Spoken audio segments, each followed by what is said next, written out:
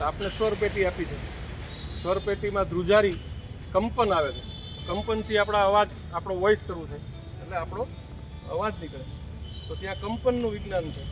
એમ આપણે પહેલાં સમજવું જોઈએ. પાયામાં એ છે. તો અહીંયા ડ્રોન છે. સરસ મજાનું એક ડ્રોન એક્ટિવ મોડલ છે. એટલે આપણે આને ઉડાડવાનું છે. પહેલાં આકાશમાં રોકેટ ઉડે છે.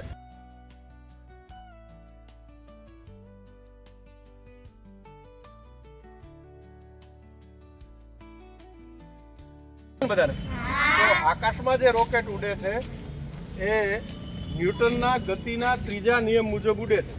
એ આપણે સમજવાની વાત છે. તો ન્યૂટનનો ગતિનો ત્રીજો નિયમ કયો? તો આઘાતી પ્રત્યાઘાતી બળ સરખા સમાન પરસ્પર વિરોધી. તો આઘાતી કોને કેવું? પ્રત્યાઘાતી પર વિરોધી.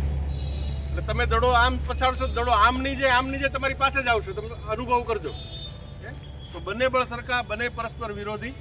તો આ એનો ન્યૂટનનો ગતિનો ત્રીજો નિયમ છે. એ જે આકાશમાં તમે જ્યારે રોકેટ ઉડતું, ત્રીજો નિયમ. તમે જ્યારે દોડતા હશો ને, તમે જોજો, આપણે અવલોકન નથી કરતા.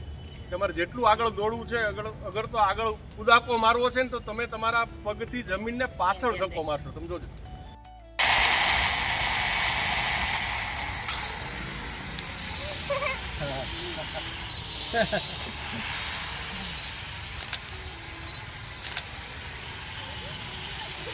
કેમેરા આજ આવી જાય ને, ડ્રોન થી શૂટિંગ થાય છે. પવન આવે. ચાલો, કઈ દીકરી ઉડાડું?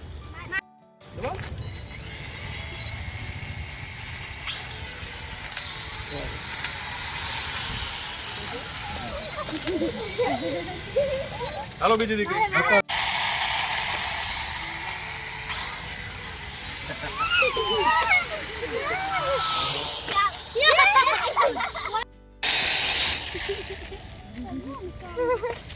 પેલા બટન શીખી લ્યો કેવી રીતે દબાવવું છે.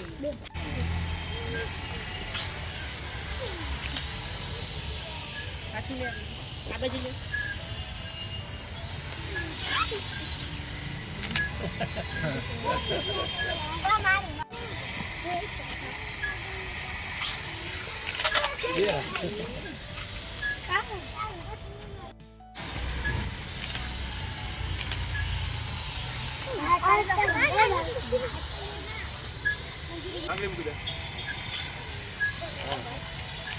એટલે હામું જોજે.